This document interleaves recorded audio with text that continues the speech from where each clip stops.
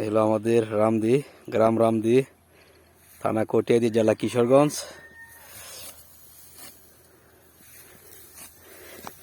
আল্লাহ তাআলার এই জমিনে কত সুন্দর ফসল দিয়েছেন, যাতে আমরা বান্দারা খাইতে পারি।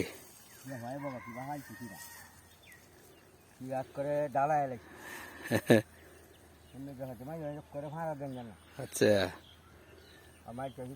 আমাদের এই বাংলাদেশের এই জমিন উর্বর, বিশেষ করে আমাদের কিশোরগঞ্জের জমিন অনেক উর্বর, অনেক যে কোনো ফসল করলে আল্লাহর রহমতে ফসলে ভরপুর হয়ে যায়।